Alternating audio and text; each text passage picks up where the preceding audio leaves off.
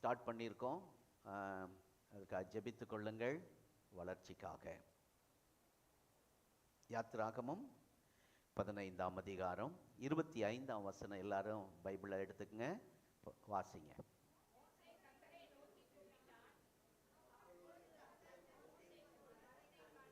என்னங்க?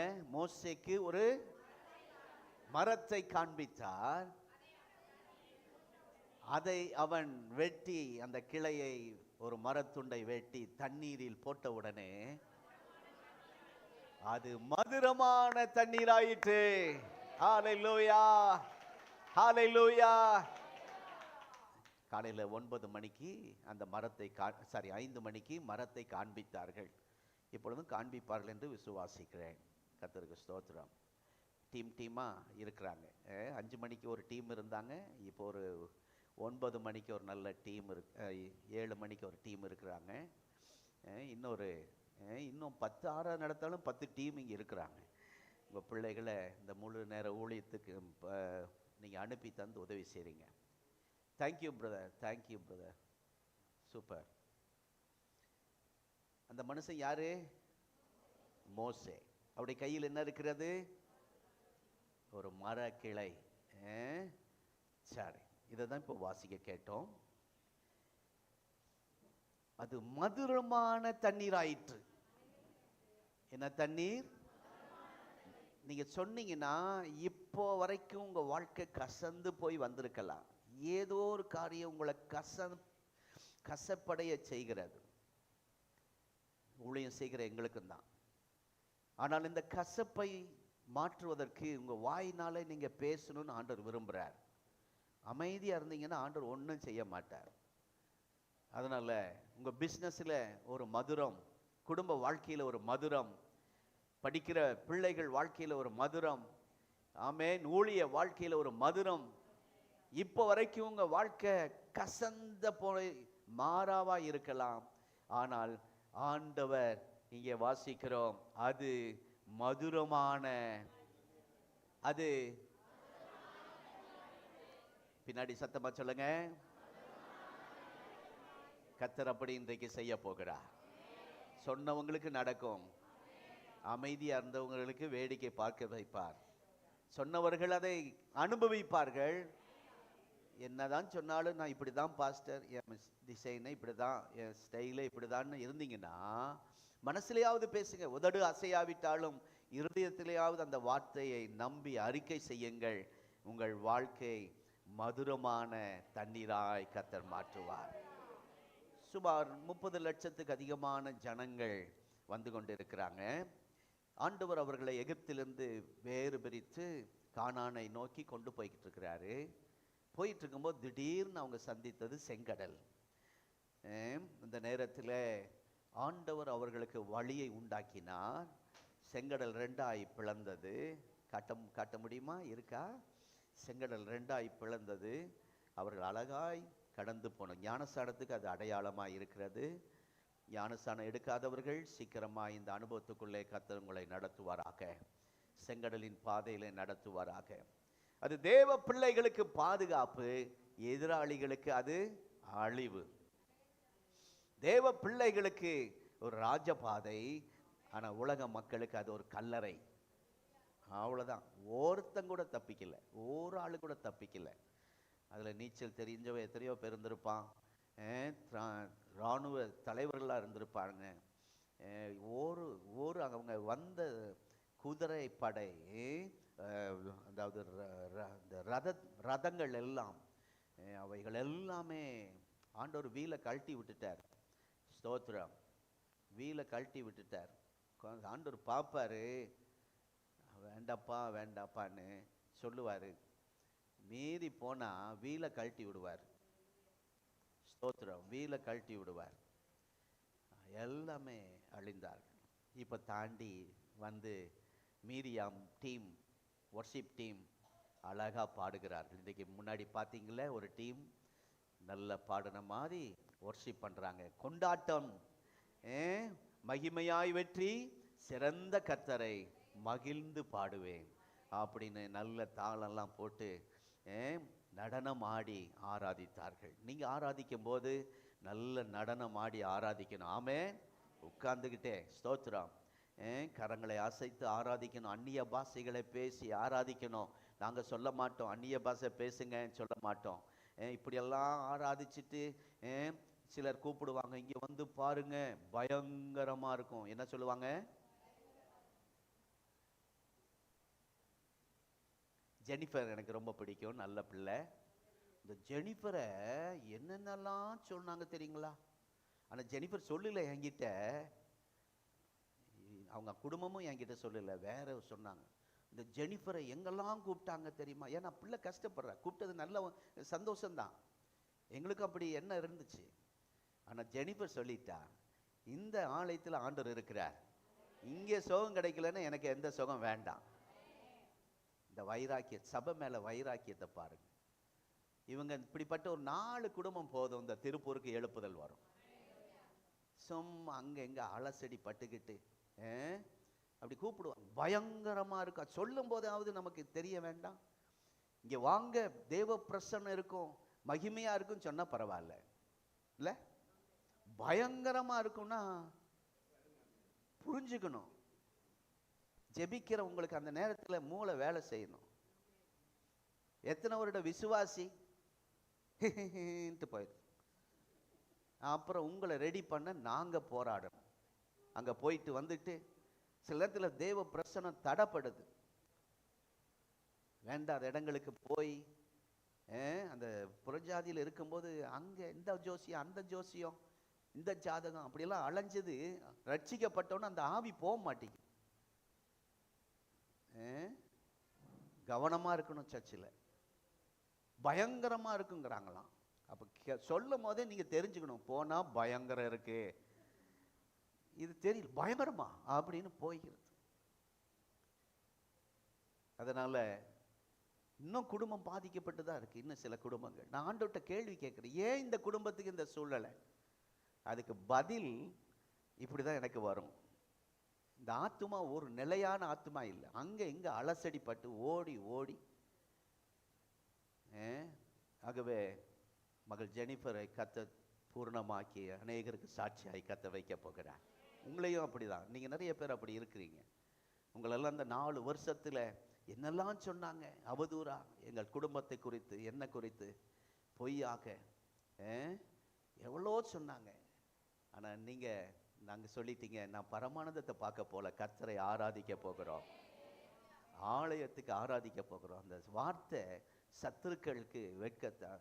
உங்களோட பேசி நீங்க யார்கிட்ட பேசினீங்க, அவங்க எங்ககிட்ட இப்போ பேசுறாங்க, இப்போ எங்ககிட்ட ஃப்ரெண்ட் ஆயிட்டாங்க. பாஸ்டர் நான் தான் கூப்பிட்டு பார்த்தேன், நல்ல ஸ்ட்ராங்கா இருக்கிறாங்க. ஆமா, ஸ்தோத்திரம். தேவ பிள்ளைகளே, இந்த காலை நேரத்தில் அப்படி ஒரு மகிழ்ச்சியாய் கர்த்தரை ஆராதித்து கொண்டு இருக்கும்போது, கொண்டாடி கொண்டு இருக்கும்போது தொடர்ந்து அவர்கள் பிரயாணம் பண்ணுகிறார்கள். 3 நாள் பிரயாணம் பண்ணுகிறார்கள். இன்னைக்கு நல்லா ஆராதிச்சுட்டு போறீங்க. இந்த திங்கட்கிழமை முதல் சனிக்கிழமை வரை உங்களுடைய பிரயாணம், உங்கள் ஆவிக்குரிய பிரயாணம், குடும்பத்துக்காக உழைக்கிற உழைப்பு அப்படி போகும்போது 3 நாள் வனாந்தரத்திலே போய்கொண்டு இருக்கும்போது நல்ல வேலை மேகஸ்தம்பம் அவங்க மேல நிழலிட்டது. அது நின்றுச்சுன்னா அவங்க நின்றுவாங்க, அது போனா போவாங்க. ஆண்டவர் ஆவியானுடைய அனுமதி இல்லாம எங்கேயும் போகக்கூடாது. இந்த ஊரை விட்டு போயிடலாம் நீங்க நினைக்கிறீங்களா? ஆவியானவர் சித்தம் இல்லாம போகக்கூடாது. ஒரு புது பிசினஸ் ஆரம்பிக்கிறீங்களா? ஆவியானவர் சொல்லாம அதை செய்யக்கூடாது, இல்லை அப்படியே ஸ்டாப் ஆயிடணும். இல்லைன்னா தேவையில்லாத நஷ்டங்கள், பல கோடி நஷ்டங்கள் அதெல்லாம் இருந்தா இன்றைக்கு திருப்பூர்ல பிரம்மாண்டமான பெரிய ஆலயம் கட்டியிருக்கலாம். ஆகவே கவனமா இருக்கணும். இந்த மேக ஸ்தம்பம் நின்றுட்டு அவங்க நின்றுவாங்க. ஆவியானவரோடு இசைந்து போனதுனால 3 நாள் போயிட்டு இருக்காங்க. அப்படி போனாலும் நமக்கு பிரச்சனை வரும். என்ன பிரச்சனை வந்துச்சு? எல்லாருக்கும் பயங்கர தாகம், குடிக்க தண்ணி இல்லை. 3 நாள் நடந்திருக்கிறாங்க. நான் நினைக்கிறேன் அது மே மாசமா இருக்கலாம்னு நினைக்கிறேன். பைபிள் இருக்கா கேட்காதீங்க. மே மாசம் நிலைமையை நினைச்சு பாருங்க. வெயில் காலம், தாகம் இந்த மே மாசம் குறைவா இருக்குமா? அதிக தாகம் இல்ல. பாஸ்டமாக்கு 3 பாட்டில் வச்சிருக்கிறாங்க. வீட்டில இருந்து ஒரு பாட்டில், இந்த என்ன ஒண்ணு காணோம். நான் காலையில வந்தப்போ 3 பாட்டில் தண்ணி வச்சிருக்கிறாங்க. எனக்கெல்லாம் ஒரு பாட்டில் தர மாட்டேங்கிறாங்க. இதை பேசும்போது லைவ் போயிட்டுருக்கு.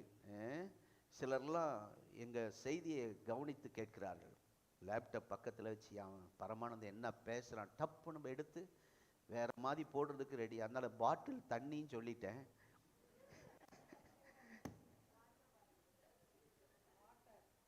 கமெண்ட் வரும்னு நினைக்கிறேன். அந்த சர்ச்சில் பாஸ்டம்மாக்கு 3 பாட்டில்னு. என்னங்க நேரத்தை ஜெபிக்காம வசனத்தை கவனிக்காம சர்ச்சில் உட்காந்து ஆராதிக்க சிந்தனை எப்படி இருக்கு பாருங்க. இவங்கெல்லாம் வெளியில் இருக்க சில ஆட்கள் பாஸ் என்ன பேசுறாரு, அதுல என்ன எடுக்கலாம் அப்படின்னு. ஆகவே இந்த முறை தண்ணி பாட்டில் வரும். வழக்கமாய் குடிக்கிற தண்ணீரை விட இந்த நாட்கள் சொல்லுங்க அதிகமா தண்ணி குடிக்கிறோம். மோர் குடிக்கிறோம், ஜூஸ், நீர்மோர், அப்படி ரொம்ப அதிகமாக குடித்தாலும் தாகம் தீருகிறதா? இல்லை, திரும்ப திரும்ப குடிக்க தோணுது. இப்போதான் ஒரு பிரதர் பாட்டில் ஒரு கேன் தூக்கிட்டு போனார். கர்த்தருக்கு ஸ்தோத்திரம். ஒவ்வொருத்தரும் ஒவ்வொரு ஊழியம் செய்கிறீங்க. நன்றி கர்த்தர்களை. தண்ணி இங்கே போட்டிருக்கோம், நிரம்பி போயிட போகுது. சரி சரி, தேங்க்யூ பிரதர். ஐயா இவங்க தான் கடந்த நாட்களில் மரித்து போனார்கள். அவர்களுக்காக ஜெபிக்க அன்பாய் கேட்கிறோம். அப்படி உங்கள் குடும்பத்தில் யாராவது பாதிக்கப்பட்டிருந்தால், ஆஸ்பத்திரியில் இருந்தால் எங்களுக்கு ஒரு போட்டு அனுப்புங்க. அதை சொல்லி நாம் ஜெபிப்பதற்கு உதவியாக இருக்கும். இவங்க குடும்பம் நம்முடைய சபைக்கு ரொம்ப காலமாக வராங்க. 3ஆம் சந்ததியை பார்க்குற அளவுக்கு நம்முடைய சர்ச்சில் இருக்கிறாங்க. இந்த குடும்பத்தை எல்லாம் இந்த சர்ச்சிலேருந்து பிரிக்க எவ்வளவோ முயற்சி பண்ணாங்க. ஆனால் கர்த்தர் இந்த சபைக்கு ஒரு நல்ல குடும்பத்தை கர்த்தர் தந்திருக்கிறார். இவருக்கு ரொம்ப சின்ன வயசு தான், என்னை விட வயசு கம்மி தான். அவர் கடந்த நாட்களில் பலவீனப்பட்டு அவர் மரித்து போனார். அவருடைய குடும்பத்தின் ஆறுதலுக்காக ஜெபிக்க அன்பாய் கேட்கிறோம். தேங்க்ஸ் தம்பி, ரொம்ப நன்றி, ஸ்தோத்திரம். ஆகவே இப்பொழுது ஒரு பதற்றமான சூழ்நிலை. 3 நாள் பிரயாணம் பண்ணி வனாந்தரத்திலே தாகம், தண்ணீரே இல்லை. தூரமாய் தெரிகிறது தண்ணீர். வேகமாய் போய் பார்க்கிறார்கள். அந்த தண்ணீரை குடிக்க பார்த்தால் வாயில வைக்க முடியல. அந்த அளவுக்கு கசப்பு, அந்த அளவுக்கு கசப்பு. உடனே மறுபடியும் முறுமுறுக்க ஆரம்பித்து விட்டார்கள். நம்முடைய வாழ்க்கையில எது நடந்தாலும் முறுமுறுப்பு மாத்திரம் வரக்கூடாது. சொல்லிருங்க, சொல்லுங்க பக்கத்துல, முறுமுறுக்காதீங்க. ஸ்தோத்திரம். ஒரு வீட்டுக்கு போயிருந்தோம், இங்க இருக்கிறாங்க, அவங்க முறுமுறுக்கவே இல்லை. அவர் இன்னும் குடிப்பழக்கத்தை விடல. அவங்களே தம்பியை ஸ்கூலுக்கு கூட்டிட்டு போறாங்க சேர்த்துறதுக்கு. அவங்களே வீட்டு காரியங்களை பார்க்குறாங்க, வேலைக்கும் போகணும். ஆனால் அவங்க வாயில் ஒரு முறுமுறுப்பு வரல. அப்போதான் எனக்கு ஆண்டவரே நல்ல ஜனங்களை எனக்கு தந்திருக்கிறேன். அவங்க முறுமுறுக்கிறதுக்கு நிறைய காரியம் இருக்கு. ஏன் அப்படின்னு ஒரு வார்த்தை அவங்க கேட்கல. நம்ம நிறைய நேரத்தில் செய்கிற தவறு முறுமுறுப்பு. எனக்கு மாத்திரம் ஏன், ஏன் என் பிள்ளைகளுக்கு மாத்திரம் இது ஏன், என் சபைக்கு மாத்திரம் இது ஏன், அது ஆண்டு அதை மாத்திரம் நம்ம கேட்கக்கூடாது. இவர்கள் முறுமுறுத்தார்கள். ஏன் எங்களை இப்படி கூட்டிட்டு வந்தீங்க என்று புலம்ப ஆரம்பித்தார்கள். இப்பொழுது ஆண்டவர் உடனே ஒரு மரத்தை மோசேக்கு காண்பித்தார். மோசே உன்னதமான தேவதாசன். அவனுக்கு ஒரு மரத்தை ஆண்டவர் மோசே காண்பித்தார். அந்த மரக்கிளையை வெட்டி போடுகிறார்கள். இப்பொழுது கசப்பாயிருந்த அந்த தண்ணீர், கசப்பாயிருந்த தண்ணீர் மதுரமாய் மாறிற்று. ஹல்லேலூயா, ஸ்தோத்திரம். இந்த இடத்துல அருமையான பிரபாகரன், நான் நேசிக்கிற சகோதரன் இங்கே வந்திருக்கிறார். அவருக்காக ஜெபிக்க அன்பாய் கேட்கிறோம். 5 வாரம் வர்றாரு, நான் பார்க்கவே இல்லை அவரை சர்ச்சில். எனக்கு ரொம்ப கவலையாக இருந்துச்சு. நான் இப்படிப்பட்ட நபர்களை நான் சர்ச்சில் பார்க்கணும் ரொம்ப ஆசைப்படுவேன். ஆனால் அவர் வந்த நேரம் பார்த்து லிஃப்ட்டு ஆஃப் ஆயிடுச்சு, ரிப்பராக போச்சு. ஆனாலும் சரீரம் பாதிக்கப்பட்டிருந்தாலும் அதை பொருட்படுத்தாமல் தொடர்ந்து வந்து கொண்டிருந்திருக்கிறார். இன்றைக்கு அவர் வந்திருக்கிறார். அவர் நல்ல ஒரு எம்ப்ராய்டிங் போடுற ஒரு நல்ல தேவ பிள்ளை, அழகா பாடுவார், நல்ல வாய்ஸ், சூப்பர் வாய்ஸ். இதெல்லாம் ஆண்டவருக்கு தேவை. இந்த ஊழியத்துக்கு நீங்கள் தேவை. எங்களோட ஊழியத்துக்கு, கிராம ஊழியத்துக்கு நீங்கள் வரணும். நீங்கள் கார் ஓட்டுவீங்க, ஆகவே சில நேரத்தில் காரும் ஓட்டிக்கிட்டு அங்கே வந்து எங்களோட ஊழியம் செய்யலாம். எல்லாரும் ஒரு விசை அருமையான சகோதரனுக்காய் கைகளை உயர்த்தி ஜெபிப்போம். பேர் சொல்லுங்க. பிரபாகரனை அந்த சரீரத்தை கர்த்தர் உயிர்ப்பியும், பாதிக்கப்பட்ட பகுதிகளிலே நம்முடைய சுகமாக்கு வல்லமை இறங்கட்டும். இந்த நேம் ஆஃப் ஜீசஸ். அந்த குடும்பத்துக்கு, இந்த திருச்சபைக்கும் மகனை பலப்படுத்தி நிலைநிறுத்தும் அப்பா. சீர்படுத்தி உறுதிப்படுத்தி கர்த்தருக்காய் மகிமையான சாட்சியாய் சகோதரருடைய கண்ணீர் ஜெபம், பெற்றோருடைய கண்ணீர் ஜெபம், இன்றைக்கு சபையாருடைய ஜெபம் அவருடைய சரீரத்திலே மாற்றங்களை கொண்டு வருவதாக. இந்த நேம் ஆஃப் ஜீசஸ், இயேசுவின் நாமத்தில் பிதாவே, ஆமென். ஹல்லேலூயா. ஆகவே இப்பொழுது ஸ்தோத்திரம், ஆண்டவர் ஒரு மரக்கிளையை காண்பித்தார். அந்த வெட்டி போட்ட அந்த கிளை மரம் நீங்களும் நானும். ஆமீன். சத்தம் கம்மியா வரும். ஏன்னா பிரசங்கம் கேட்டதெல்லாம் அந்த மரம் இயேசு, அந்த மரம் இயேசு. அப்படிதான் நான் பிரசங்கம் பண்ணியிருக்கேன் இவ்வளவு நாளா. நமக்காய் கல்வாரியிலே அடிக்கப்பட்டவர். அவருக்கு நம்முடைய வாழ்க்கையின் கசப்பை மதுரமாய் மாற்றினார், சாபத்தை ஆசீர்வாதமாய் மாற்றினார். இப்படிதான் இந்த 30 வருஷத்துல ஊழியத்துல நான் பிரசங்கம் பண்ணியிருக்கேன். அதனால இன்னைக்கு இப்படி சொல்லும் போது ஒரு மாதிரி சிலர் பார்க்குறீங்க. அந்த கிளை, அந்த மரம் நீங்களும் நானும் தான். அந்த மரம் யாரு? நானும் தான். நான் தான். சொல்லுங்க. அந்த மரம் கிளை யாரு? நீங்களும் நானும் தான். இந்த என்னையும் சொல்றாங்க. ஆமென். நிறைய பேருடைய வாழ்க்கையில் இருக்கிற அந்த கசப்பை மதுரமாய் மாற்றுகிறவர்கள் நான். சொல்லுங்க. நான். ஏன்னா எனக்கே நிறைய கசப்பு இருக்கு. எங்க பாஸ்டர் நான் போய் மாத்த? உங்களை ரொம்ப கசக்கி பிழிஞ்சு வாழ்க்கையை வெறுத்து இருக்கிற உங்களை தான் கர்த்தர் வல்லமையாய் பயன்படுத்துவார். உங்க ஜெபத்துல ஒரு தனி ஒரு வல்லமை இருக்கு.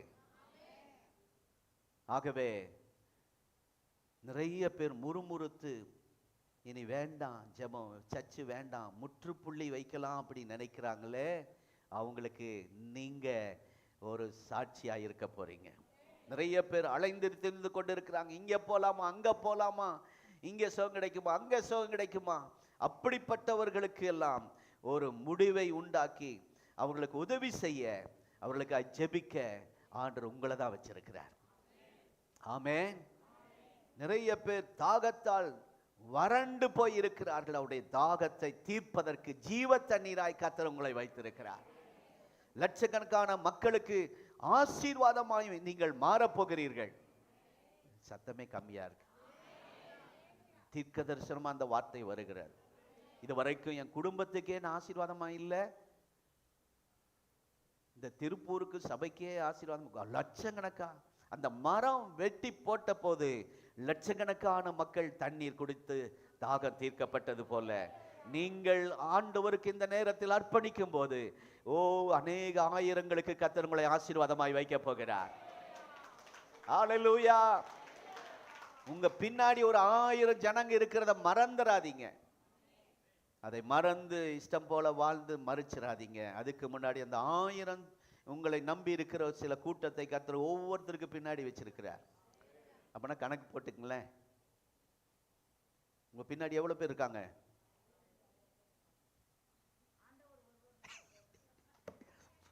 உங்க பின்னாடி ஒரு 1000 பேரை கர்த்தர் வச்சிருக்கிறார். அவங்களுக்கு நீங்க, அவங்க கசந்து போய் இருக்கிறவங்களுக்கு மதுரமாய் கர்த்தர் உங்களை வச்சிருக்கிறார். உங்க ஏரியாவுக்கு கர்த்தர் உங்களை ஆசீர்வாதமா வச்சிருக்கிறார். ஆமென். ஆகவே மனிதர்களுக்கு மாத்திரம் அல்ல, அங்கிருந்த மிருக ஜீவன்களுக்கும் அந்த கிளை பயனுள்ளதா இருந்தது போல உங்களையும் அப்படி சில மிருக ஜீவன்களுக்கும் ஆசீர்வாதமாய் கர்த்தர் வைக்க போகிறார்.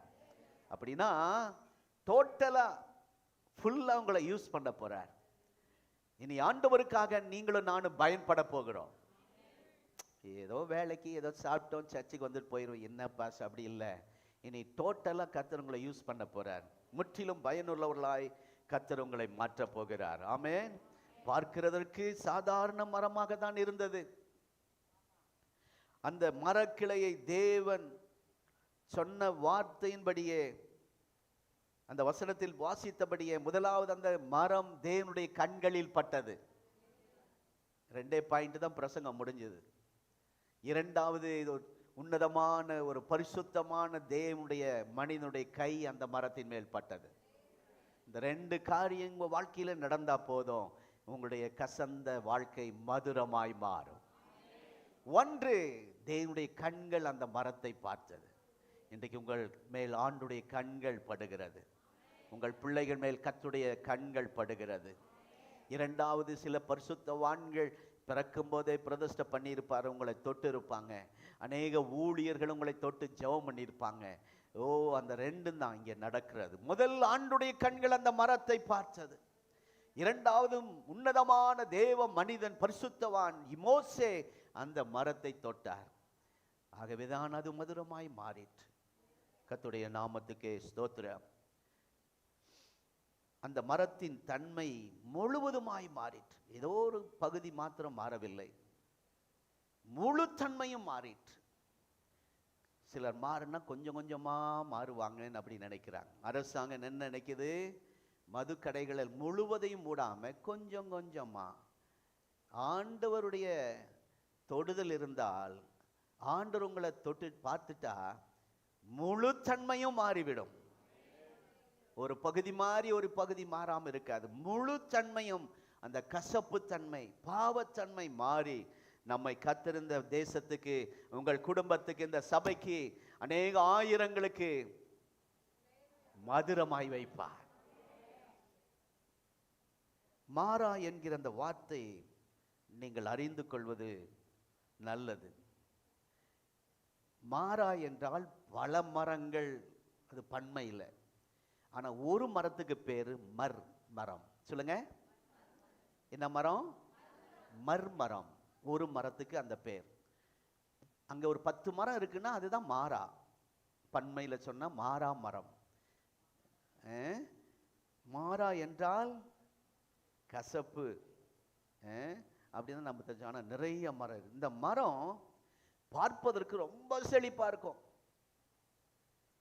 அந்த மரம் இலைகள் பசுமையா இருக்கும். நீங்க பொதுவா உங்க கண்கள் நல்ல தூய்மையா, கண்களுக்கு நல்ல குளிர்ச்சி வேணும்னா அடிக்கடி அந்த பச்சை இலைகளை கொஞ்ச நேரம் நீங்க பார்க்கணும். அந்த வயல்வெளிகள் எல்லாம் நீங்க அடிக்கடி கொஞ்ச நேரம் அப்படி பார்க்கணும், நேரடியாய் பார்க்கணும். அப்பொழுது நம்முடைய கண்களுக்கு நல்ல தெளிவை கத்த தருவார். அப்படி ஒரு விட்டமின் சி கிடைக்குமாமா, டாக்டர் அம்மா சொல்றாங்க. ஸ்தோத்திரம். அதோடைய பூக்கள் மஞ்சள் கலராய் அழகாய் இருக்குமா, கோல்டா. அந்த சைனிங் அவ்வளோ மஞ்சேர்னு இருக்கும், பச்சை பச்சேன்னு இருக்கும் சொல்ற மாதிரி. அது பார்ப்பதற்கு ரொம்ப அழகா இருக்கும். நம்முடைய கண்களை கவருகிற மாதிரி இருக்குமா.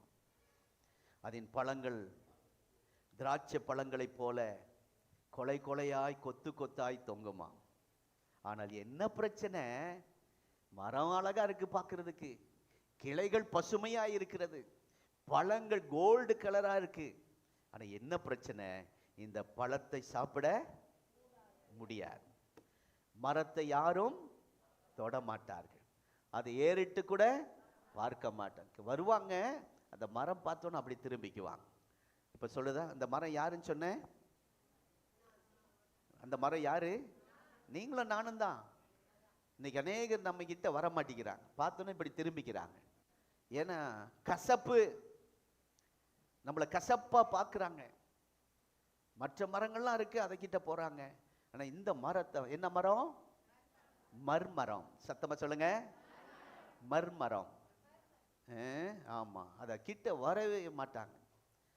ஆனா பார்க்கிறதுக்கு அழகா இருக்கு, நல்ல பூக்கள், நல்ல கனிகள். ஸ்தோத்திரம். இப்படிப்பட்ட கசப்பான ஒரு மரத்துண்டு தான் கசந்து கொண்டிருந்த அந்த தண்ணீரை மதுரமாய் மாற்றி இருக்கிறது. நீங்கள் நினைக்கிறீர்கள், நானே கசந்து போயிருக்கிறேன் பாஸ்டர், நான் வருத்தத்தில் இருக்கிறேன் பாஸ்டர், வேதனையில் இருக்கிறேன், நான் நொந்து போய் இருக்கிறேன், நான் ஒன்றுமில்லாமல் இருக்கிறேன், என்னை பார்க்கிறதுக்கு ஒன்றுமே இல்லை, என்கிட்ட ஆண்டவர் பயன்படுத்த ஒன்றும் இல்லை, நான் அப்படி இருக்கிறேன். வெளியிலே பார்ப்பதற்கு நல்லா இருக்கிறேன், ஆனால் எனக்குள்ளே இருக்கிறது எனக்கு தான் தெரியும் என்று சொல்லி நீங்கள் சில நேரத்தில் இந்த இடத்துல புலம்பி வந்திருக்கலாம். குறைவில்லாத மனிதர்களைப் போல மற்றவர்களுக்கு நாம் காட்சி அளிக்கலாம். ஏன்னா என்னென்ன குறை இருக்கு என்பது உங்களுக்கு எனக்கு தான் தெரியும். எல்லாமே நல்லபடியாக இருக்கிறது போல நம்ம மற்றவர்களுக்கு காட்சி கொடுக்குறோம். அவருக்கு என்னங்க குறை, அவர் பாருங்க எவ்வளோ நல்லா இருக்கிறாரு, அவர் எப்படி அந்த குடும்பம் பாருங்க, அப்படிதான் நம்ம சொல்லுவோம். ஆனால் அந்த குடும்பத்துக்குள்ள இருக்கிற கசப்பு வேதனை யாருக்கும் தெரியாது. ஆனால் இந்த மரம் எல்லாம் நல்லா தான் இருக்கு, ஆனால் ஒரே ஒரு குறை, கசப்பு. ஆகவே ஏதோ ஒரு காரியம் உங்கள் வாழ்க்கையில் உங்களை உபயோகப்படுத்தாமல், உங்களை செயல்படாமல், ஏதோ ஒரு கசப்பு உங்களுக்குள்ள இருந்து கொண்டு இருக்கிறது. இந்த ஆராதனை வேளையில கர்த்தர் அந்த கசப்பை எடுத்து போட போகிறார். ஆமென். அதுதான் உங்களை உபயோகப்படுத்த முடியாமல் இருக்கு. நம்ம ஆண்டவருக்கு ஏதாவது செய்யணும்னு நினைக்கிறோம், ஜெபிக்கணும்னு நினைக்கிறோம், அதை பயன்படுத்தாமல் ஏதோ ஒரு கசப்பு. ஆண்டவர் இந்த ஆராதனையில் அதை மாற்றப் போகிறார். இஸ்ரவேல் தேசம் ஒரு செழிப்பான தேசம், உலகத்திலேயே ரொம்ப செழிப்பான தேசம் இஸ்ரவேல் தேசம். அவர்கள் ஒரு கூடார பண்டிகை கொண்டாடுவார்கள். கூடார பண்டிகை கொண்டாடும் போது எல்லாம் வீட்டை விட்டு வெளியே வந்துடணும், யாரும் வீட்டுக்குள்ளே இருக்கக்கூடாது. அவங்க அந்த வனாந்திரத்தில் கூடாரம் டென்ட் போட்டு அதில் கொண்டாடுவார்கள். அப்போ எல்லா பல வகைகளையும் அங்கே கொண்டு வந்து அதை கொண்டாடுவார்கள். ஸ்தோத்திரம். என்னென்ன பழங்கள் இருக்கிறது சொல்லுங்க? மாம்பழம், திராட்சை, பின்னாடி சத்தம் வர மாட்டேங்குது, சாத்துக்குடி, பலாப்பழம், ஆரஞ்சு, சப்போட்டா, தர்பூசணி, வாழைப்பழம், முலாம்பழம், அன்னாச்சி பழம், என்னாச்சி பழம், அன்னாச்சி பழம், அவ்வளவுதானா? ஏராளமான பழங்களை கொண்டு வருவார்கள், அதை சந்தோஷமாய் கொண்டாடுவார்கள். எல்லாம் கலெக்ட் பண்ணி கொண்டு வருவாங்க. இஸ்ரவேல் தேசத்தின் பழங்கள் மிகவும் சிறப்பானது. எப்படின்னா 2 பேர் அனுப்புறாங்க, போய் வேவு பார்த்து வானா. திராட்சை பழத்தை பெரிய குச்சியில கட்டி 2 பேர் தூக்க முடியாம தூக்கிட்டு வரான். அப்பனா அந்த அந்த தேசத்தின் செழிப்பை அது காட்டுகிறது. அந்த கொலை தூக்கிட்டு வராங்க. நம்ம ஒரு கொலையை எடுத்து இப்படி தூக்கிடுவோம்ல, ஆமாம், சின்ன பிள்ளைகளை தூக்க சொன்னாலும் இப்படி தூக்கிடுவாங்க. ஆனால் அந்த தேசத்தின் திராட்சை கொலை, நான் நினைக்கிறேன் ஒவ்வொரு பழமும் பலாப்பழம் மாதிரி இருந்திருக்கும்னு நினைக்கிறேன். திராட்சை பழங்கள் அதை தூக்கி கொண்டு வருகிறார்கள். இந்த பழங்கள் ஏராளமாக இருக்கிறது. ஆனால் நான் கேட்கறது, இஸ்ரவேல் தேசத்தில் இருக்கிற பழங்கள் சொல்லுங்க. அத்திப்பழம், திராட்சை பழம், பேரிச்சம்பழம், மாதுளை, ஒளிவ மரம், ஒளிவ மரத்தின் அந்த பழம், ஒளிவ பழம், இவைகளெல்லாம் மருத்துவத்தில் சார்ந்தது, ரொம்ப விசேஷமானது. எல்லா பழங்களையும் தேடி மனிதர்கள் போகிறார்கள். ஆனால் இந்த மரத்தை மாத்திரம் யாரும் தேடி போக மாட்டேங்க, இந்த பழத்தை மாத்திரம் யாரும் தொட மாட்டேங்கிறாங்க. எப்படி இருக்கும் நினைச்சு பாருங்க. பழம் காய்ச்சி தொங்கினாலும் கையில தொட மாட்டேங்கிறார்கள், கிட்டே போக மாட்டேங்கிறார்கள். அப்படிப்பட்ட நிலைமை தான் இந்த மரத்திற்கு. ஆனால் ஒரு குறிப்பிட்ட நாள் வந்தபோது ஆண்டுடைய பார்வை அந்த மரத்தின் மேல் பட்டது. ஹல்லேலூயா. ஒரு உன்னதமான தேவனுடைய தாசனுடைய பரிசுத்தவானுடைய தீர்க்கதரிசியுடைய கை அந்த மரத்தின் மேல் பட்டது. இன்றைக்கு கர்த்தர் அதை செய்ய போகிறார். ஆண்டுடைய கண்கள், அழகான கண்கள் உங்களை பார்க்க போகிறது. கர்த்தருக்கு அதுக்காக நீங்க பார்க்கிற ஊழியக்காரங்கிட்ட எல்லாம் போய் தலையை காட்டக்கூடாது. இப்ப என்ன ஊழியம்? டச் தோம்மன்னு ஒழுகணும். விழுகிற ஊழியம். என்ன ஊழியம்? எங்க காலத்துல எழும்புற ஊழியம் இருந்துச்சு, இப்ப விழுகிற ஊழியம் வந்துருச்சு. பொத்து பொத்துன்னு விழுகிறாங்க. அதை பார்த்தோன்னே நம்மளும் போய் நின்றுக்கிறது. ஐயோ என்னையும் தொடுவாரா? அது ஒரு ஆசை, விழுகிறதுக்கு ஒரு ஆசை. என்னமோ விழுந்துட்டு என்னமோ நடக்கிறோமா, ரொம்ப கவனமா இருக்கு. அப்படிப்பட்ட ஊழியர்கிட்ட எல்லாம் போய் தலை கொடுக்காதீங்க. அது தேவ பிரசன்னத்துல அது போய் கீழே விழுகிறது, அது வேற. காட்டணுமா? ஸ்தோத்திரம். யூடியூப்பில் ஃபுல்லாக அதுதான். ரொம்ப கடைசி நாட்களில் வந்திருக்கிறோம். ரொம்ப கவனமாக இருக்கணும். நம்முடைய ஆண்டவர் நம்மை எழுப்புகிறவர், நிறுத்துகிறவர். ஆமென். கர்த்தருக்கு ஸ்தோத்திரம். ஆகவே என்ன சொல்ல வரேன்னா, இங்கே இந்த பலனத்தை ஆண்டுடைய அழகான கண்கள் கண்டதாலே, உம் அழகான கண்கள் என்னை கண்டதாலே முடிந்ததென்று நினைத்த நான் உயிர் வாழ்கிறேன். ஆமென். அந்த மரம் அவ்வளோதான் நினச்சிருந்தாங்க. அந்த கண் பட்ட உடனே ஸ்தோத்திரம். பாடுவோமா? ஒரு அடியை நான் பாடுவோமா? உண்மையாக இந்த பாட்டு நம்ம எல்லாருக்கும் பொருந்தும். எல்லாருக்காக. இது எனக்காக தான் எழுதி வச்சிருக்குன்னு நீங்கள் எல்லாம் சொல்ல போறீங்க. எனக்காக தான் எழுதின பாட்டு. நானும் அப்படி தான் சொல்ல முடியும். இப்போ அப்படி தான் நாம் வந்திருக்கிறோம். அந்த மர்மரம் யாரும் பார்க்கல, தொடல, கிட்ட வரல. ஆனா ஆண்டுடைய கண்கள் பட்டது, அழகான கண்கள். தேவ மனிதனுடைய கரம் அங்கே பட்டது. அந்த முழு கசப்பு தன்மையும் மதுரமாய் மாறிட்டு. ஹல்லேலூயா. பாடுவோம். ஓ glory. அழகான கண்கள் என்னை கண்டதாலே முடிந்ததென்று நினைத்த நான் உயிர் வாழ்கின்றேன். அழகான கண்கள் என்னை கண்டதாலே முடிந்ததென்று நினைத்த நான் உயிர் வாழ்கின்றேன்.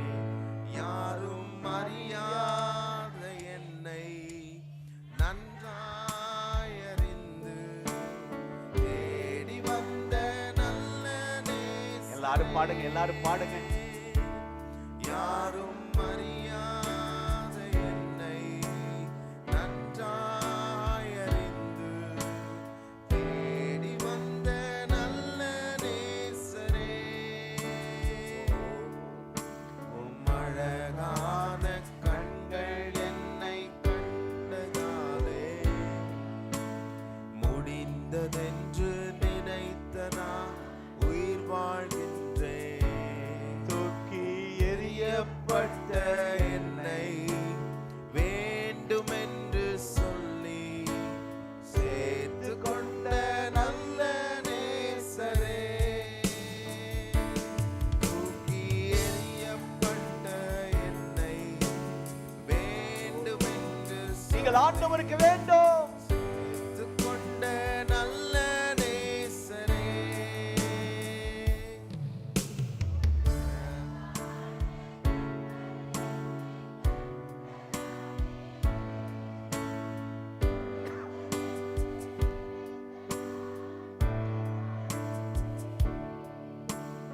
ஹல்லேலூயா.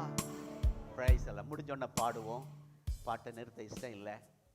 அவ்வளோ அருமையான பாடல், தீர்க்கதரிசனமாக எழுதி வைக்கப்பட்ட பாடல். கர்த்தருக்கு ஸ்தோத்திரம். அத்தனை பேருக்கும் அந்த மரம் ஆசீர்வாதமாய் மாறிற்று. கர்த்தர் அநேகருக்கு நம்மை ஆசீர்வாதமாய் மாற்ற போக. இப்போ சூழ்நிலை வாழ்க்கை கசப்பு. இப்படிதான் அந்த உலகத்தில் உபயோகம் இல்லாத நாம் வாழ்க்கையில் ஆண்டுடைய அழகான கண்கள் நம்மை பார்த்ததுனால, அவருடைய அன்பு நம்மை கவர்ந்து இழுத்ததினாலே, ஒரு பரிசுத்தமான தெய்வ மனிதன் நம்மை தொட்டதினாலே, நம்முடைய வாழ்க்கையில நம்முடைய வாழ்க்கை தலைகீழாய் மாறிற்று. ஆமென். அநேகர் ஜெபம் நம்முடைய வாழ்க்கையின் சாபங்களை கர்த்தர் மாற்றி இருக்கிறார். நம்முடைய சூழ்நிலைகள் மாறி இருக்கிறது, நம்முடைய நிலைமைகள் மாறி இருக்கிறது. கர்த்தர் நம்மை பயனுள்ளவர்களாய் மாற்றி இருக்கிறார். ஹல்லேலூயா. ஆனால் ஏதோ ஒரு காரியம்தான் இந்த கசப்புக்கு காரணம். ஏதோ ஒரு காரியம்தான் அந்த தோல்விக்கு காரணம். ஏதோ ஒரு காரியம்தான் அந்த பாதிப்புக்கு காரணம், இழப்புக்கு காரணம். அந்த கசப்புனால தான் அந்த சூழ்நிலை. அந்த மாதிரி ஏதோ ஒரு காரியம் நடந்ததுனால தான் இவ்வளவு பாதிப்பு. எல்லாருக்கும் முன்பாக பயனற்றவனாய் நான் நின்று கொண்டிருக்கிறேன் என்று நீங்கள் நினைத்து கொண்டிருக்கிறீர்களா? அந்த கசப்பான அனுபவம் தான் பின்னாடி அநேகருக்கு ஆசீர்வாதமாய் மாற கர்த்தர் உதவி செய்தார். அந்த தண்ணீர் அநேக லட்ச மக்கள் குடித்து திருப்தி ஆனார்கள், மதுரமாயிருந்தது. ஆமென். ஆகவே நீங்கள் கடந்து வந்த அந்த கசப்பான அனுபவத்தை மற்றவர்களோடு நீங்கள் பகிர்ந்து கொள்ளும் போது அவங்க மனதில் இருக்கிற அந்த கசப்பான அனுபவங்கள் கர்த்தர் மாற்றுவார். அதுக்கு தான் இப்போ கசப்பான அனுபவத்துக்குள்ளே போயிட்டு இருக்கிறீங்க, வியாதியின் அனுபவத்துக்குள்ளே போயிட்டு இருக்கிறீங்க. குடும்பம் உடைக்கப்படுகிறது, வேதனை, தூக்கமில்லாத நிலைமை. ஏன் இந்த கசப்பான அனுபவம்னா, அநேகருக்கு உங்களுடைய அனுபவத்தை சொல்ல போறீங்க. நான் இப்படி தான் சிஸ்டர் போனேன், பிரதர் ஐயா, நான் இப்படி தான் இந்த பாதையில் போனேன், இன்னைக்கு என்னை கர்த்தர் அநேகருக்கு மதுரமாக வச்சிருக்கிறார் சொல்லும் போதே அவருடைய கசப்பு தன்மைகள், அவர்களுடைய காயங்களை ஆற்றுகிற ஒரு மருந்தாக உங்களுடைய பேச்சு அமையும். ஆமென். நீங்க பேசும்போதே அவனுடைய மனதில் இருக்கிற அந்த மனவேதனைகள், புண்கள் ஆறும். அவனுடைய ஆத்தும தாகத்தை தீர்க்கிற தண்ணீராய், ஜீவ தண்ணீராய் கர்த்தர் இந்த நாட்களில் உங்கள் குடும்பத்தை கர்த்தர் பயன்படுத்த போகிறார். அநேகருடைய கண்ணீரை துடைக்கும் கரங்களாய் மாறப்போகிறீர்கள். அதுக்கு தான் இப்போ அழுதுகிட்டு இருக்கிறீங்க. அதனால ஏன் ஆண்டவர் எனக்கு மாத்திரம், என்னவா எனக்கு மாத்திரம் ஏன் ஆண்டவரே, சிலர் எல்லாம் சொல்லுங்க, ஏன் பாஸ்டர் எனக்கு மாத்திரம். புரியுதா? அநேகருக்கு ஆசீர்வாதமா இருக்கதான் எனக்கு மாத்திரம் இப்படி போயிட்டு இருக்கு சூழ்நிலை. அல்லேலூயா. கர்த்தருடைய நாமத்துக்கு ஸ்தோத்திரம். ஆகவே நீங்கள் நினைக்கிறீங்க, இது என் பலவீனம், என் பாதிப்பு, என் கஷ்டம், இதுதான். இல்லை இல்லை, அதை அநேகருக்கு ஆசீர்வாதமாய் கர்த்தர் உங்களை மாற்றப் போகிறார். என் குடும்பமே சரியில்லை பாஸ்டர், குடும்ப சூழ்நிலை, என் பிஸ்னஸ் சரியில்லை, என் மனைவி சரியில்லை, என் கணவன் சரியில்லை, என் பிள்ளைகள் சரியில்லை, நான் இருக்கிற வீடு சரியில்லை, நான் இருக்கிற இடம் சரியில்லை, அப்படியெல்லாம் நீங்கள் சொல்லலாம்.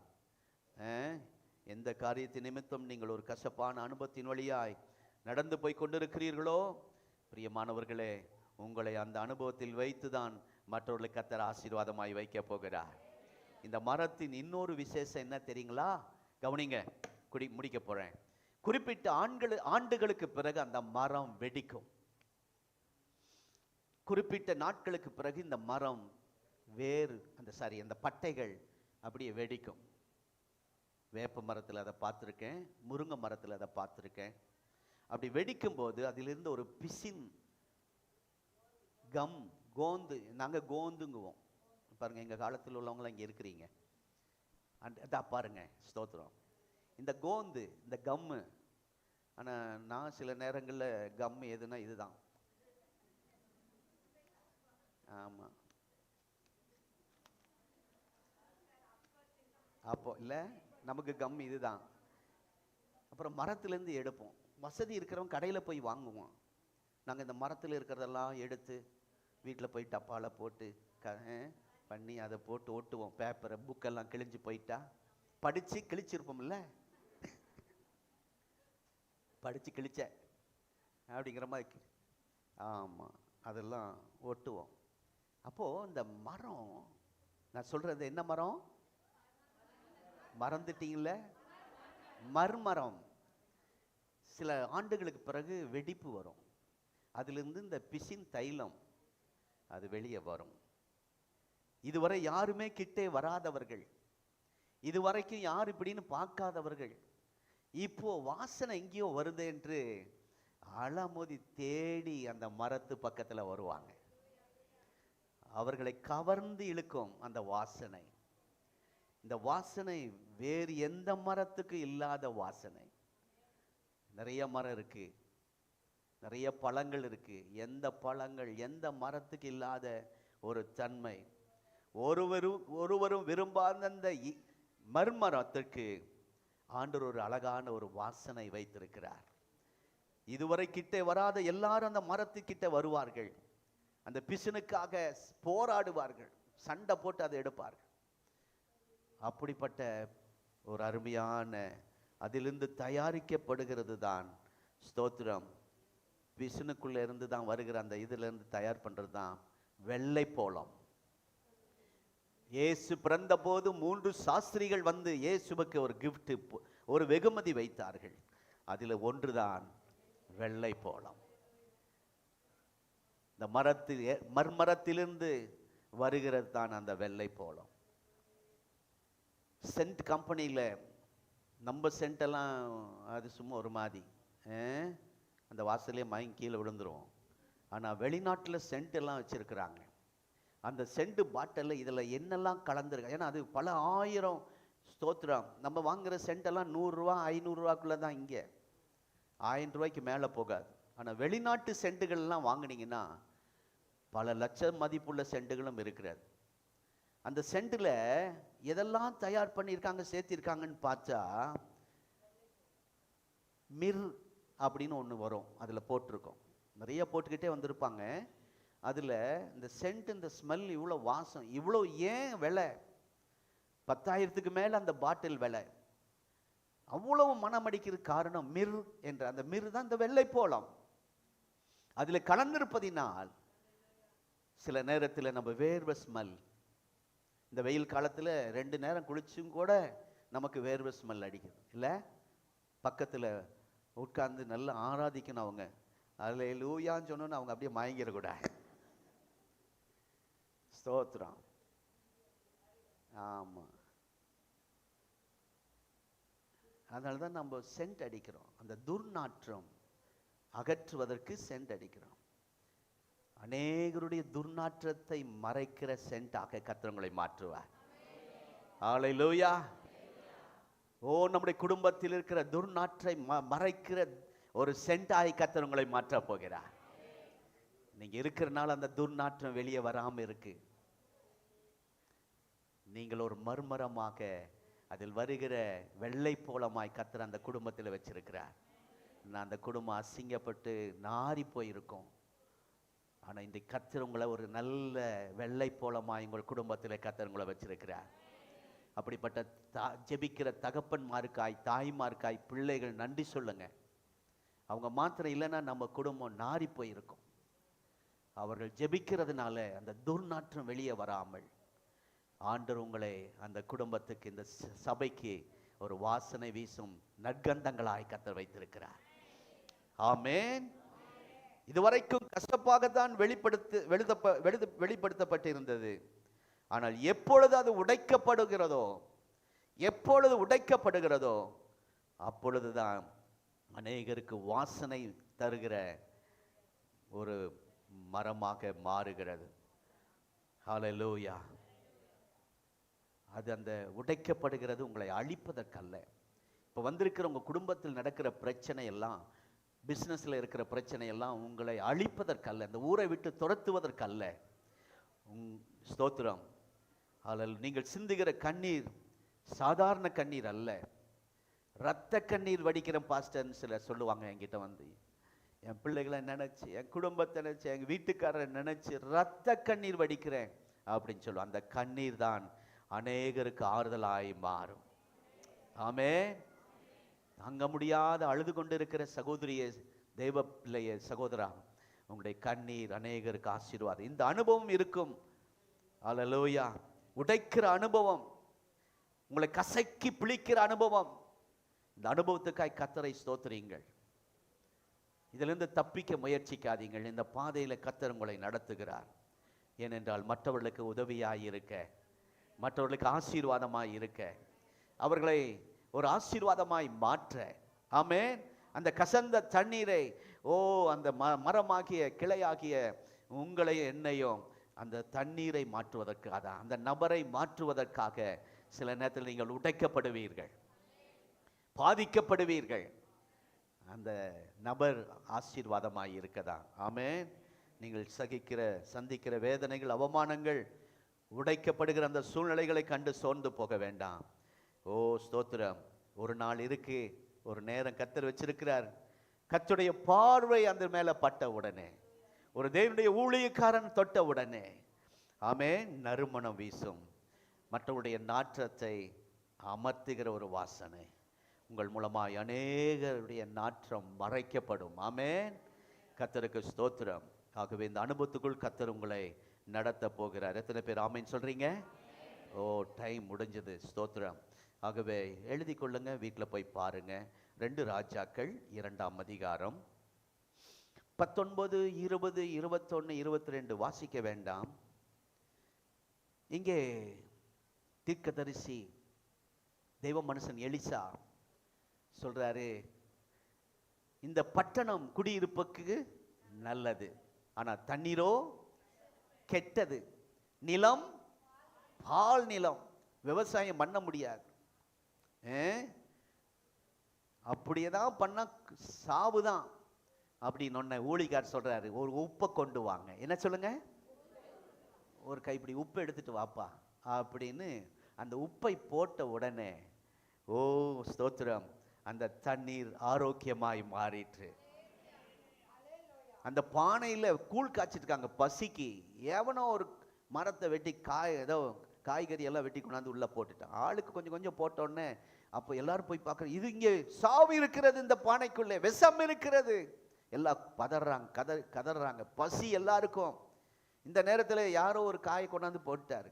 அதாவது நம்ம ஒரு காய் இருக்கே,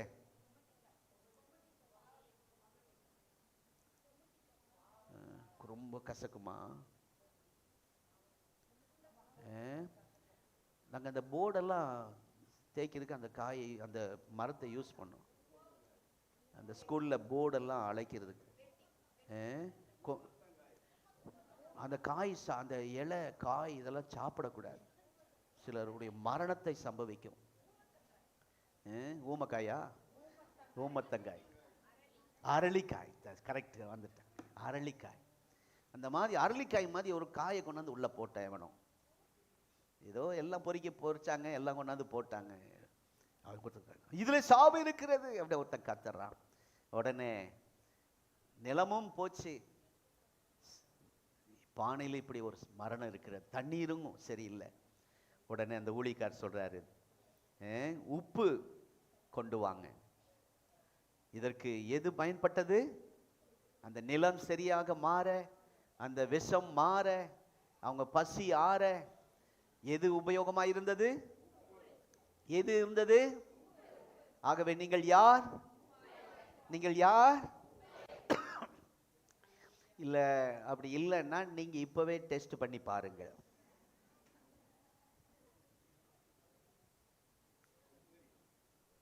நீங்கள் யார்? உப்பு, இந்த பூமிக்கு என்று இயேசு சொன்னார். அருமையான கர்த்தருடைய பிள்ளைகளை, இந்த உப்பு தயார் பண்றதை நான் பேசினேன்னா ரொம்ப நேரம் ஆயிரும். அதனால அதை உங்களுக்கு நான் விட்டு கொடுக்கிறேன். அப்படி பார்க்க விரும்புகிறவர்கள், உப்பு அதிகமாக விளைகிற இடம் குஜராத் ஃபர்ஸ்ட் இடம். இந்தியாவிலே ஏராளமான உப்புகள் எடுக்கிற இடம் குஜராத். இரண்டாவது நம்ம தமிழ்நாடு, தூத்துக்குடி. நாங்கள் அதை போய் பார்த்தோம். அந்த தண்ணீரை, கடல் தண்ணீர் என்னங்க உப்பளம், அந்த கடல், அரபிக்கடலுக்காய் ஸ்தோத்திரம். 3 பாகம் தண்ணீர், ஒரு பாகம்தான் நிலம். அந்த கடல் எவ்வளோ அருமையாக கர்த்தர் படைச்சு, அதில் எல்லா ஆசீர்வாதங்களை கர்த்தர் நிறைவாக வச்சிருக்கிறார். ஆமென். விளையாடுவதற்கு திமிங்கலத்தை வச்சிருக்கிறாரு, பிரயாணப்படுவதற்கு கப்பலை வச்சிருக்கிறாரு, ஏராளமான முத்துக்கள் உள்ளே இருக்குது, நல்ல சாப்பிட்றதுக்கு மீன் வகைகள் இருக்கிறது, ஏராளமான ஆசீர்வாதங்களை அதில் வச்சிருக்கிறார். அந்த கடல் தண்ணி சந்தோஷமாக இருக்கிற நேரத்தில் அதை பிரித்து கொஞ்சம் கொண்டு வந்து, உங்களை குடும்பத்தோடு சந்தோஷமாக இருக்கிற நேரத்தில் உங்களை தனியாக பிரிக்கிறாங்களா? தனியாக பாத்தி கட்டி, இதுக்கு மேலே போகாத, வயசாயிடுச்சு, எங்கேயும் போகாத, வீட்டுக்குள்ள உட்காரு, விசேஷத்துக்கு வராத, பாத்தி கட்டி, அப்புறம் வெயில் தண்ணி, வெயில் அது மேலே படும், உஷ்ணம் எல்லாம் அது மேலே தான் படும். எல்லாத்துக்கும் நீ தான் காரணம். பேர பிள்ளை கெட்டு போனதுக்கு தாத்தா பாட்டி தான் காரணம். அது கீழே விழுந்திருக்கும், இந்த தாத்தா தான் விழத்தள்ளினார். வீட்டில் சண்டைகளை நான் சொல்லிட்டு இருக்கிறேன். உங்கள் வீட்டில் ஆமாம், அதுக்கு வயிற்று வலி வந்திருக்கும், இதுக்கு பாட்டி தான் காரணம். எல்லாம் அந்த சூரிய வெளிச்சம் பட்டுக்கிட்டே இருக்கும், பட்டு அதில் அந்த ஆனால் பாத்தி கட்டி அதை ஏதோ தேய்ச்சிக்கிட்டே இருப்பாங்க. உங்களை தேய்க்கிறாங்கல்ல, எனக்கு மாத்திரம்தான் பாஸ்டர், என்னவா? இப்போ புரியுதா ஏன் உங்களை தனியாக பிரித்து கொண்டு வந்தாரு? உங்கள் குடும்பத்திலேருந்து ஏன் இப்போ தனியாக இருக்கிறீங்க? ஏன் உங்களை ஒரு பாத்தி கட்டி வச்சிருக்கிறாங்க? ஏன் உங்களுக்கு சூரிய வெளிச்சம் பட்டுக்கிட்டே இருக்கு? நீங்க அநேகருக்கு உப்பா இருக்க, ஆசீர்வாதமாய் இருக்க. அங்கே பாருங்கள், நடந்த அற்புதங்கள் பாருங்கள். தண்ணீர் ஆரோக்கியமாய் மாறினது, சாவு மாறினது. அநேக சாவுகள், மரணத்தை தடுக்க கர்த்தர் உங்களை வைத்திருக்கிறார். நீங்க இல்லைன்னா உங்க குடும்பத்தில் ஏராளமான மரணங்கள் நடந்திருக்கும். இந்த பட்டணத்தில் ஏராளமான சாவுகளை தடுக்கிற உப்பாய் கர்த்தர் உங்களை வைத்திருக்கிறார். நீங்கள் ஜெபிக்கும் போது உங்க ஏரியாவில் மரணங்கள் ஏற்படாது, தற்கொலைகள் ஏற்படாது. ஹல்லேலூயா. பால் நிலம், அநேக நில தகரால், சொத்து தகராலுக்கு நீங்க ஆசீர்வாதமாய் மாறப் போகிறீர்கள். நீங்க தலையிட்டீங்கன்னா அந்த சொத்தெல்லாம் உங்களுக்கு கிடைக்க போகிறது. யார் ஜெபம் பண்ணா? மோகன் சி லாசரஸ் ஜெபம் பண்ணா, டி மோகன் ஜெபம் பண்ணா. ஆமென். உங்க ஏரியாவில் நில தகரால், சொத்து தகரால்லாம் உங்க மூலமாய் கர்த்தர் அதை மாற்றப் போகிறார். குடியிருப்புக்கு உகந்ததாய் மாறிற்று. குடியிருக்க முடியல, எங்க ஊரை விட்டு ஓடிடலாங்கிறாங்க. அந்த குடும்பம் எல்லாம் ஆசீர்வாதமாய் திருப்பூரிலே தங்குவதற்கு நீங்கள் உப்பாய் இருக்க போகிறீர்கள். கரங்களை தட்டி, கரங்களை தட்டி.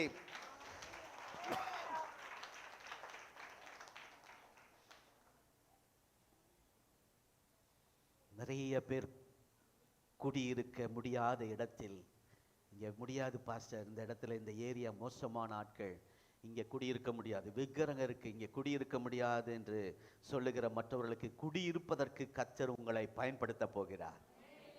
இந்த இடம் பாழாய் போயிருச்சு அப்படிங்கிற அந்த இடத்தை, கெட்டு போயிருச்சுங்கிற அப்படி சொல்ற அந்த இடத்தை, உபயோகம் இல்லை அப்படின்னு சொல்ற அந்த இடத்தை, ஓ ஸ்தோத்திரம், பயன்படுத்துவதற்கு கர்த்தர் உங்களை ஒரு கருவியாய் பயன்படுத்த போகிறார். பக்கத்துல சொல்லுங்க, நீ உப்பு. ஹல்லேலூயா. இங்க இருந்தா சாவுதான், தப்பிச்சு ஓடிடலாம், ஊருக்கு போயிடலாம். இங்க இருந்தா நம்ம குடும்பத்துல ஏதோ மரணம் நடக்கும், ஜோசியம் சொல்லிட்டான், அவன் சொல்லிட்டான், நேரம் சரியில்லை, அப்படியெல்லாம் சில செய்திகள் வரும். அப்படிப்பட்ட இடத்திலே மரணம் இல்லை, உங்கள் மூலமா ஜீவன் வரும். ஹல்லேலூயா. இங்கே மரணம் இல்லை, ஜீவன். மரிக்க நேரத்தில் எப்படியோ ஆண்டவர் பாதுகாத்து உயிரோட வச்சிருக்கிறாரு.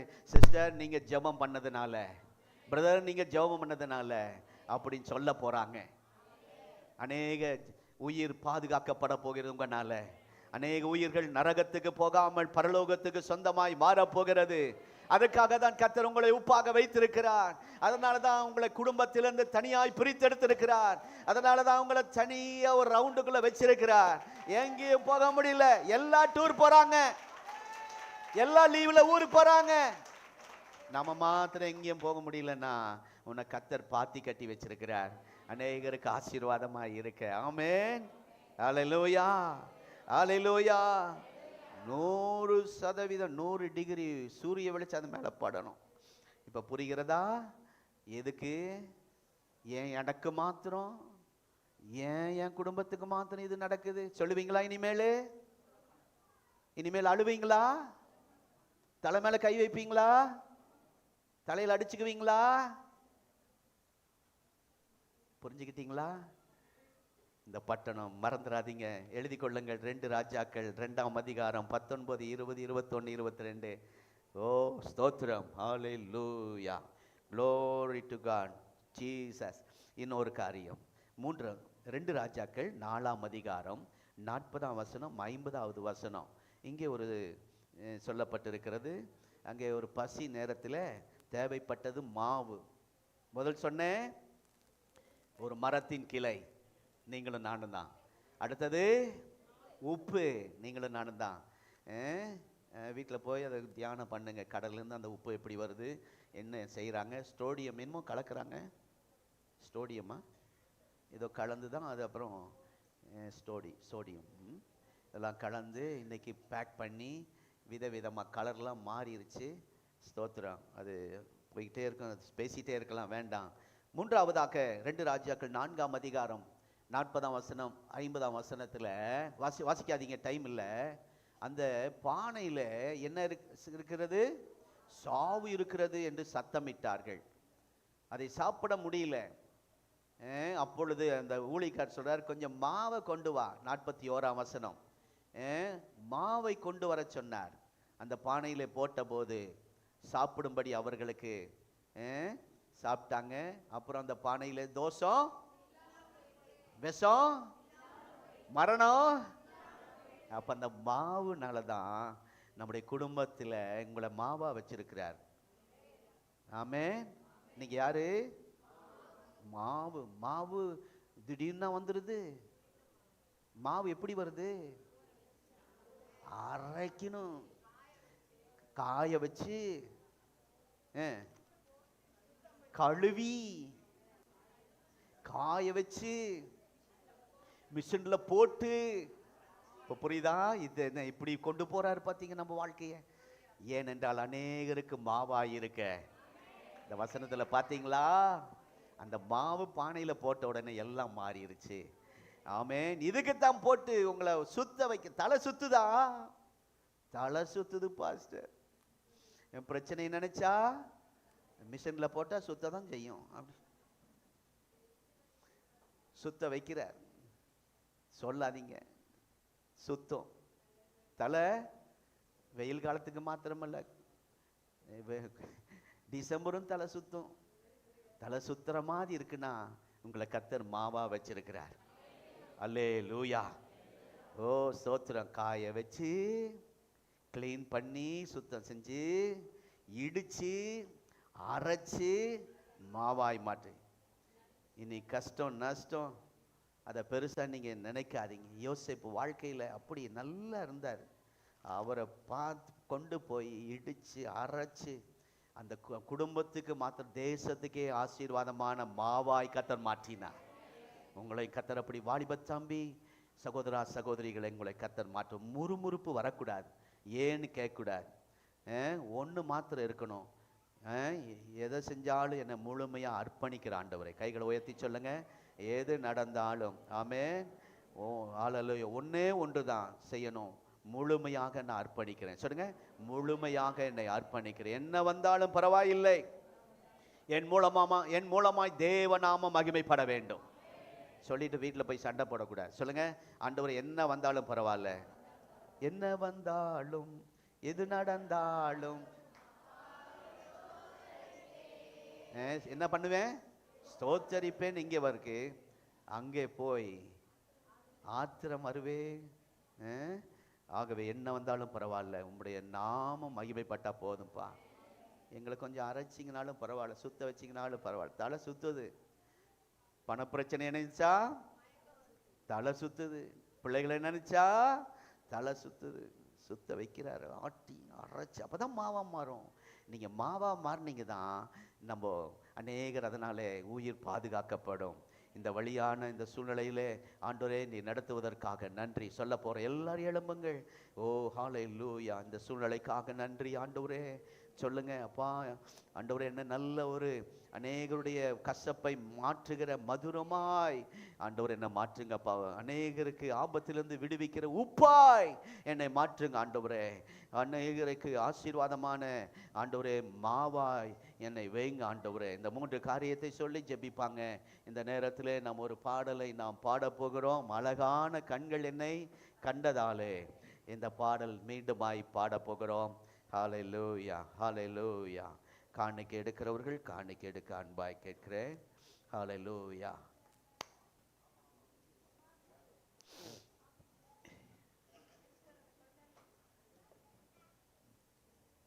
காணிக்கை வேகமாக எடுங்கள்.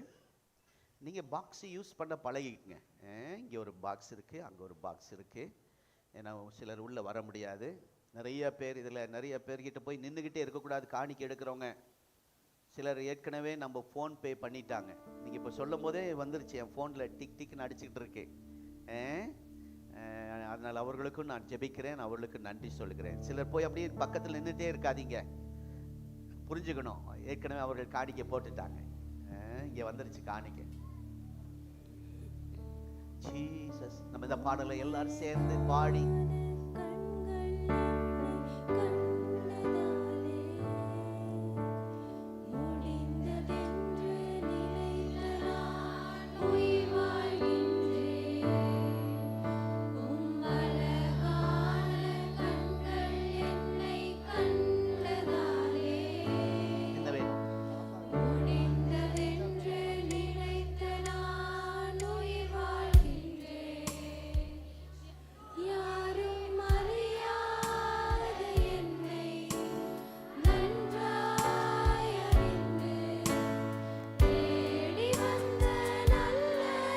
எல்லாரும் சேர்ந்து பாடுங்கள். சத்தமாய் பின்னாடி எல்லாரும் பாடுங்க.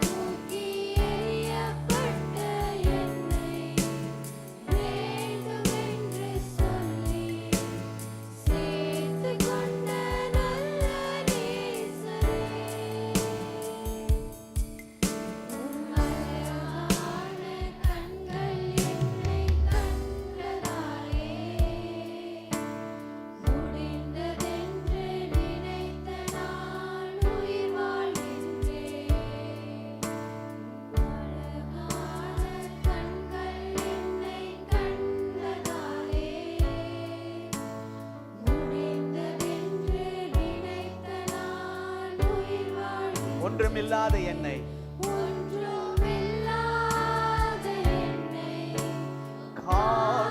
காருண்யத்தாலே உயர்த்தி வைத்த நல்ல நேசரே.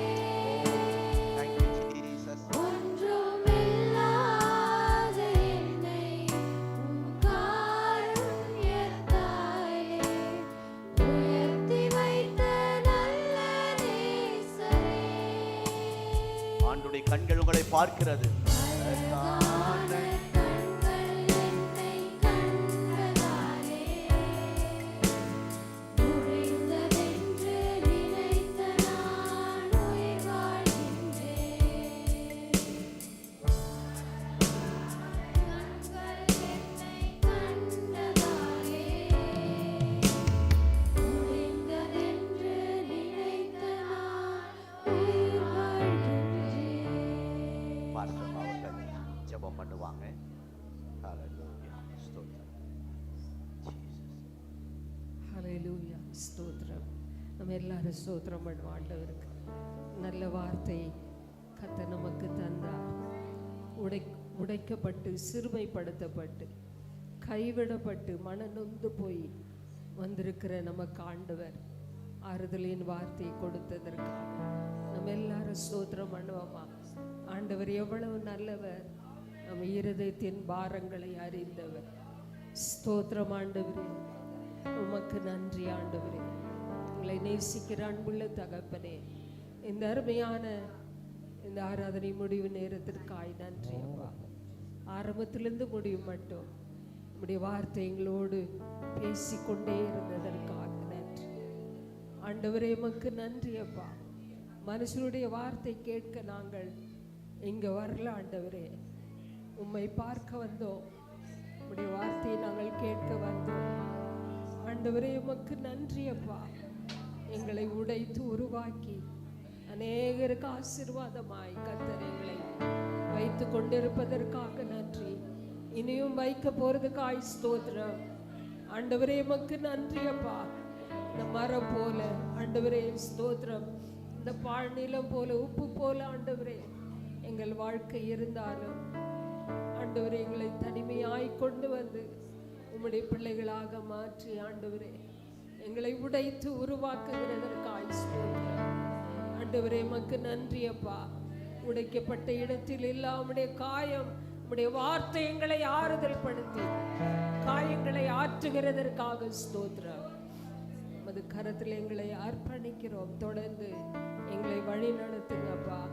உமக்காக நாங்கள் இந்த பட்டணத்திலே அநேகருக்கு ஆசீர்வாதமாய் மாற, எங்கள் மூலமாய் அநேகர் வாழ்வு செழிக்க எங்களை உடைக்கிறீர். அதற்காய் ஸ்தோத்திரம். இயேசு அன்று உடைக்கப்பட்ட போது ஆண்டவரே இன்றைக்கு நாங்கள் சந்தோஷமாய் ஆசீர்வாதமாய் இருக்கிறோமே, எங்களை உடைக்கிறதற்காக நன்றி. அதை தாங்க பலன் கொடுங்க. தப்பி செல்ல வழி செய்யுங்கப்பா. முறுமுறுக்காதபடி எங்களை காத்திரலாம். உமது கரத்தில் எங்களை அர்ப்பணிக்கிறோம் ஆண்டவர். இந்த ஆராதனையில் கலந்து கொண்ட ஒவ்வொருவரையும் ஆசீர்வதிங்க, குடும்பமாக ஆசீர்வதிங்க ஆண்டவர். எங்கள் பிள்ளைகளை ஆசீர்வதிங்கப்பா. வயதான பெற்றோர்களை ஆசீர்வதிங்க. கர்த்தருக்கு பயப்படுகிற பெரியோரையும் சிறியோரையும் நீர் ஆசீர்வதிக்கிறவர். உம்முடைய கரம் இப்பொழுதே ஒவ்வொரு மேலும் பதிக்கப்படட்டும் ஆண்டவரே. உம்முடைய கண்கள் எங்களை பார்க்கிறதற்காக ஸ்தோத்திரம். உம்முடைய கரங்கள் எங்கள் மேல் வைக்கிறதற்காக ஸ்தோத்திரம். நல்ல சரீர சுகத்தையும் பலனையும் தாரும். முடித்து விட்டு போறாங்க, கூட இருங்க. வாரம் முழுதும் உங்க பிரசன்னம் உடைய பிள்ளைகளோடு கூட இருந்து நடந்துட்டோம்ப்பா ஆண்டவரே. அநேகர் ஆண்டவரே கம்பெனியில் உடைக்கப்பட்டிருக்கிறாங்கப்பா. வேலை அதிகம் இருக்கிறது, ஆனால் வருமானம் இல்லை ஆண்டவரே. அநேக கம்பெனிகள் நடத்த முடியாமல் உடைய பிள்ளைகள் கஷ்டப்படுகிறதை கர்த்தர் அறிவீர். என்ன செய்ய போகிற இதனால என்று சொல்லி திகைக்கிற உடைய பிள்ளைகளுக்கு ஒரு பாதை நீர் காண்பிக்க நாங்கள் ஜெபிக்கிறோம். ஒரு ஆசீர்வாதத்தை கட்டளையிட ஜெபிக்கிறேன். கம்பெனிகள் எல்லாம் ஆசீர்வதிக்கப்படட்டும் ஆண்டவரே. குடும்பம் ஆசீர்வதிக்கப்படட்டும். மாற்றங்கள் உருவாகட்டும் ஆண்டவரே. சாத்தானின் கிரியைகள் அழியட்டும். மனுஷனுடைய எல்லா கிரியைகளையும் மாற்றும் ஆண்டவரே. கர்த்தருடைய பிள்ளைகளுக்காக வழக்காடி நீதி செய்வீராக, நீதி செய்வீராக. அவர்கள் கொடுத்த காணிக்கையை ஆசீர்வதிங்க. ஆன்லைன் மூலமாய் செலுத்தப்படுகிற காணிக்கைகளை கர்த்தர் ஆசீர்வதிங்க. ஆன்லைன் மூலமாய் இந்த ஆராதனை கவனிக்கின்ற ஆராதிக்கின்ற வீட்டிலிருந்து எல்லா ஸ்தலங்களிலிருந்து கவனிக்கின்ற ஒவ்வொருவரையும் கர்த்தர் ஆசீர்வதிங்கப்பா. எங்களை முற்றிலுமாய் தாழ்த்தி ஒப்பு கொடுக்கிறோம். ஆண்டவரே, டீன் சர்வீஸ்க்காய் நன்றி. அதை நடத்துகிற பிள்ளைகளுக்காக ஸ்தோத்திரம். சண்டே ஸ்கூல் நடத்துகிற டீச்சர்களுக்காக, பிள்ளைகளுக்காக ஸ்தோத்திரம். எல்லாரையும் கர்த்தர் ஆசீர்வதிங்க. உமது கரத்தில் எங்களை தாழ்த்தி அர்ப்பணிக்கிறோம். தொடர்ந்து வழி நடத்துவீராக. இயேசுவின் நாமத்தில் பிதாவே.